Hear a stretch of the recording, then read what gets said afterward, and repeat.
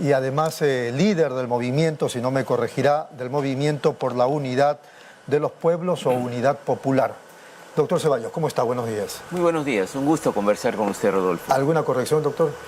No, es el Movimiento por la Unidad de los Pueblos, porque es el nombre que nos ha otorgado el Jurado Nacional de Elecciones en este proceso, digamos, de buscar la legalización oficial del Porque movimiento. en los medios se escuchaba, leía Unidad Popular. Movimiento por la Unidad Popular, pero frente al Jurado Nacional de Elecciones quedó como Movimiento por la Unidad de los Pueblos, ¿no? Correcto. Y así que así es como se está manejando ahora el movimiento.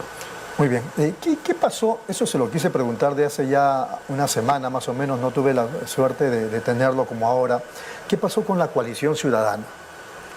Bueno, Porque simplemente la han criticado mucho por un lado y por el otro, como que hubo algunos desaguisados al interior, con Carlos Neuhaus, con usted. Cuéntenos, por favor. Creo que hubo un problema de comunicación, realmente. Yo creo que los esfuerzos por buscar puntos de coincidencia en personas que no vienen precisamente de la izquierda, algunos del centro, no está mal, porque son en general un conjunto de ciudadanos que tienen una posición frente a la dictadura de Boluarte, a la necesidad de retornar a la democracia, pero obviamente... ¿Para usted está claro que es una dictadura?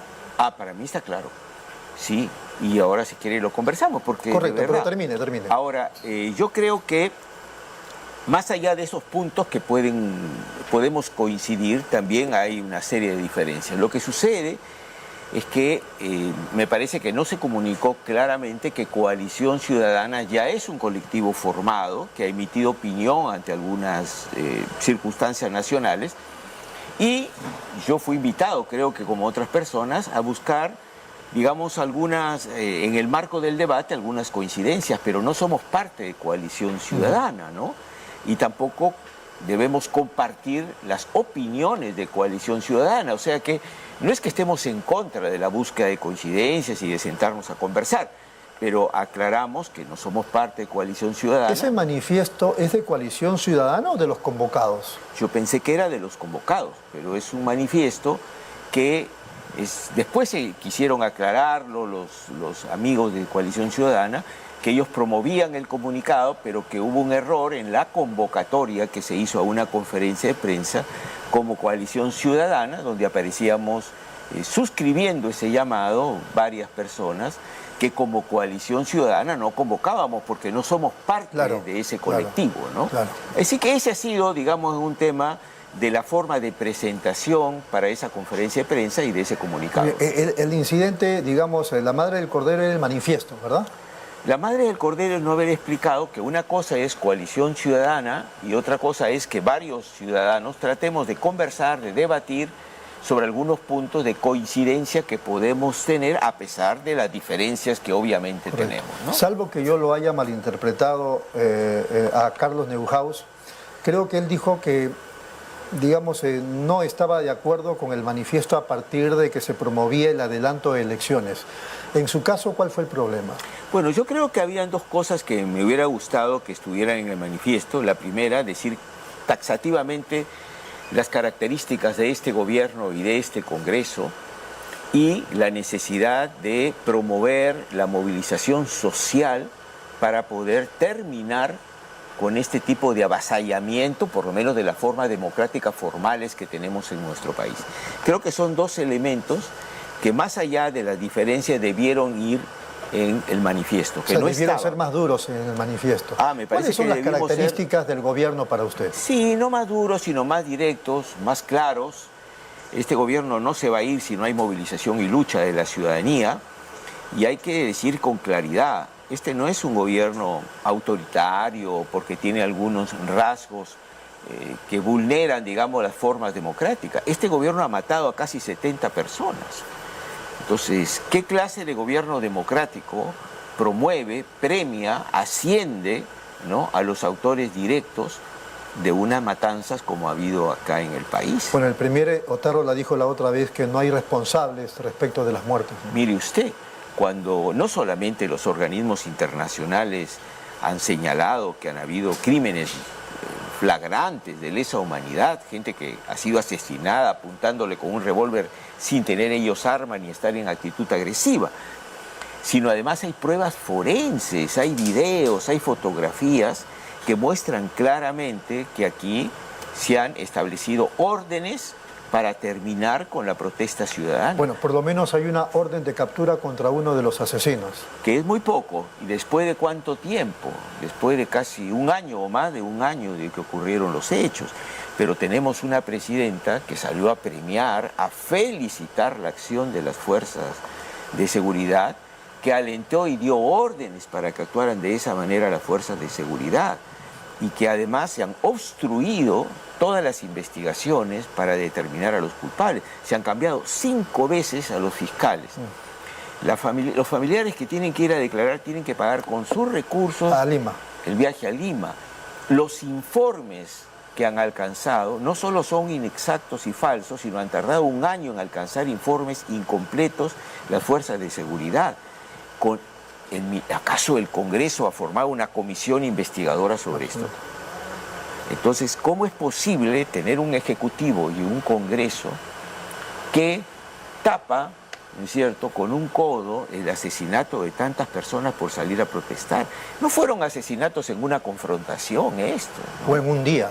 En un día, o sea, esto agravia la moral del pueblo peruano y nos avergüenza. Empezó en diciembre, enero, febrero, hasta marzo. Exactamente, ¿no? Entonces, ¿esto cómo lo tipifica? Hay delito de omisión, ¿no? Por lo menos, ¿no? De omisión, de complicidad, hay colusión incluso en muchos casos.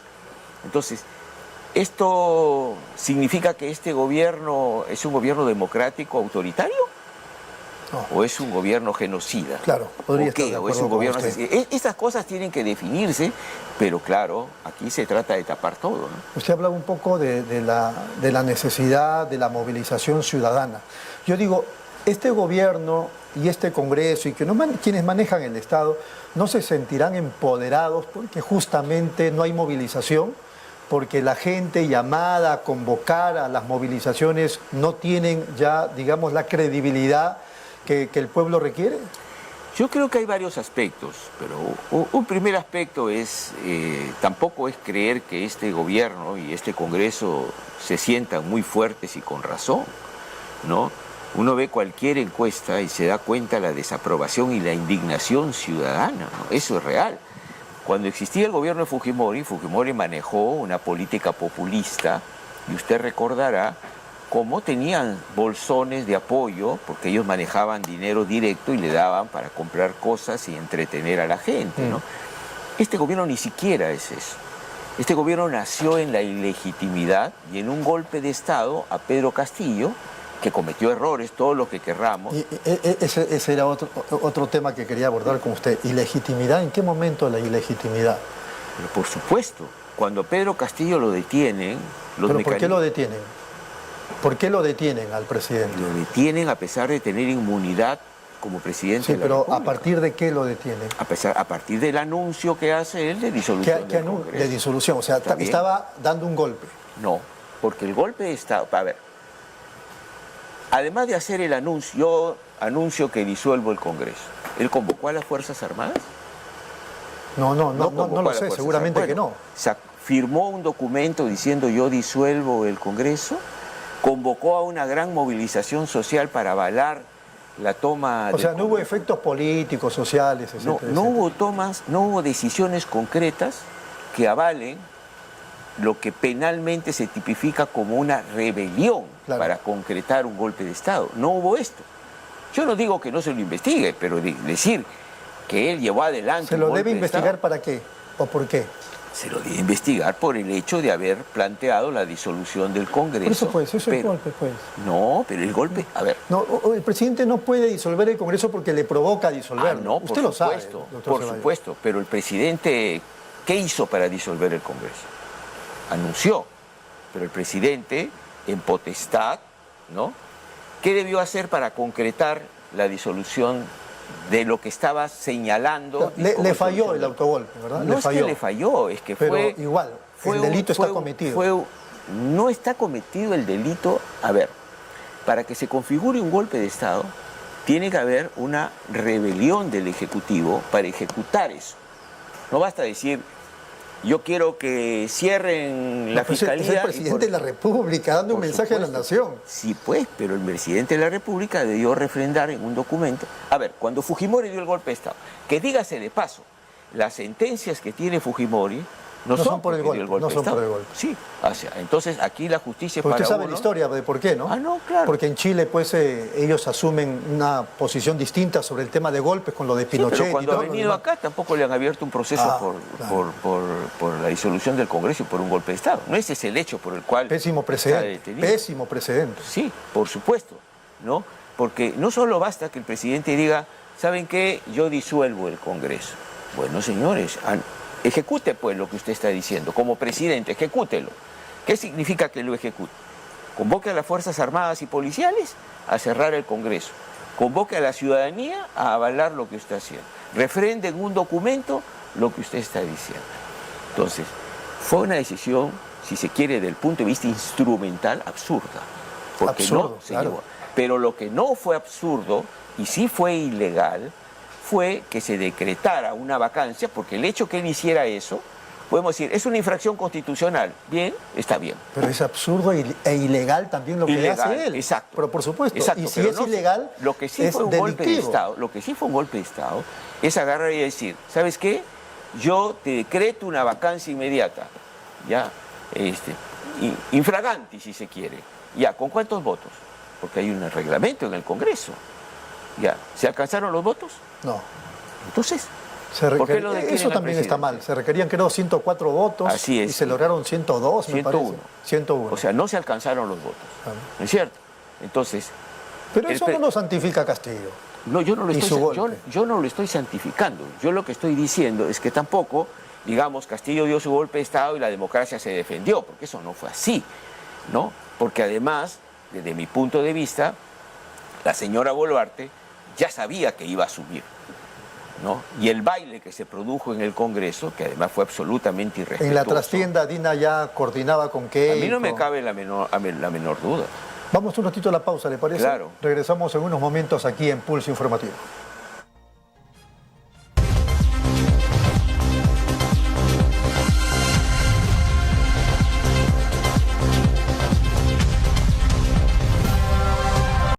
Hoy mismo en tu Play Store. Parte del programa de hoy estamos conversando con Hernando Ceballos, ex ministro de Salud, político y además líder del Movimiento por la Unidad de los Pueblos, entidad que ya está en el partidor del Jurado Nacional de Elecciones. Sí, tenemos la reserva de nombre y el kit y se están juntando las firmas buscando el reconocimiento pleno del Movimiento por la Unión de los Pueblos, que es un movimiento Todavía no con está en el partidor. ¿En cuántos meses asumen ustedes que ya... No, antes de octubre debemos completar la cantidad de firmas y sedes bases del Movimiento por la Unidad de los Pueblos en todo el país. Es un movimiento con características diferentes. Y yo si me permite, Rodolfo, yo quiero cerrar la parte anterior, porque claro, hay un tema procedimental que desde mi punto de vista fue preparado para golpear a Pedro Castillo y para sacarlo del gobierno. Yo no estoy defendiendo a Pedro Castillo, él cometió innumerables No, si usted acaba de errores. reconocer ahora, hace ratito, que fue un absurdo lo del 7 de diciembre. Por supuesto. Y además ilegal. Por supuesto, él ha debido disolver este Congreso, hacer cuestión de confianza mucho antes. Y él ha debido ser firme en las promesas que le hizo al pueblo cuando ganó las elecciones, ¿no? Y Castillo está preso, no por el error, por haber anunciado de esa manera. Eso podemos decir formalmente, podemos discutir si el Ministerio Público, si el Poder Judicial se maneja de manera objetiva. Para mí no. Aquí hay un tema político de fondo.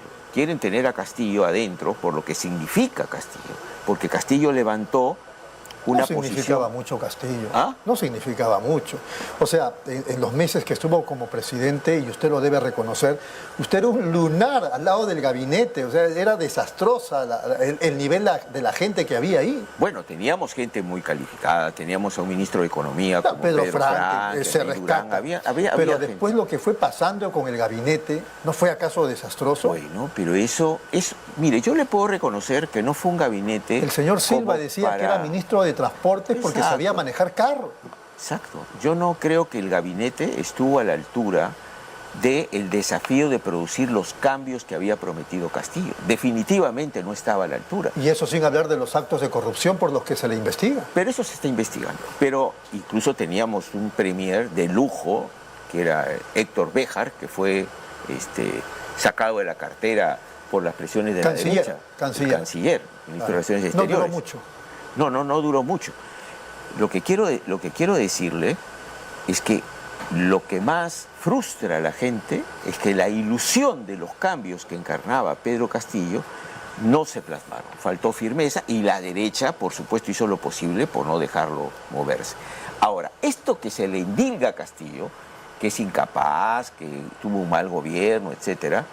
Mira, hay dos elementos en la gestión de Castillo que son sumamente rescatables y que la señora Boluarte no los puede cuestionar. Primero, el haber detenido francamente la pandemia, batiendo récords internacionales de vacunación y de mejora de la atención en primer nivel, y la política económica que evitó cualquier descalabro. Gracias a usted y a Pedro Franque. Eso es evidente. Pero era parte, digamos, también de una línea de gobierno. Yo no quiero defender todos los errores que se han cometido, pero esas deficiencias que tuvimos en ese gabinete no son nuevas en nuestro país. ¿O acaso los gabinetes entreguistas que tenía el señor Fujimori, que al final terminó el señor Ollanta entregándose a los brazos de la CONFIEP, fueron ejemplares? De ninguna manera. Lo que pasa es que le pusieron la puntería a Castillo, no porque ponía ministros de derecha, le pusieron la puntería a Castillo porque Castillo no le garantizaba a la derecha, ¿no?, mantenerse en el poder y que las propuestas de Castillo fueran acompañadas con la lucha y la movilización social, que lamentablemente no se dieron, que Castillo no supo convocar a la gente y que obviamente los niveles de organización de los sectores populares era muy deficiente y sigue siéndolo, si no la señora Boluarte ya estaría en su casa, ¿no? Pero acá la señora Boluarte no puede estar tranquila porque la gente aprende, los pueblos aprenden. Ahora sienten de que está tan descalificado el Estado, sí, que aunque se vaya Boluarte nada va a cambiar y eso desmotiva a la gente. ¿Cómo sabe que sienten? Porque no se nota. No se nota que el pueblo sienta, o sea, no los veo. Sí, por supuesto. Mire, un pueblo que se levanta. Sí me llamó la atención, por ejemplo, al cumplirse un año de la masacre en Puno, la gente que se aglomeró en homenaje a los caídos y que no difundió mucho la televisión tradicional. Ni lo va a difundir, salvo medios alternativos y ahora medios que se van convirtiendo en medios importantes como además por su carácter democrático, que oxigenan, digamos, el espacio noticioso en el país. Hay un cierrapuertas a todas las expresiones sociales y populares.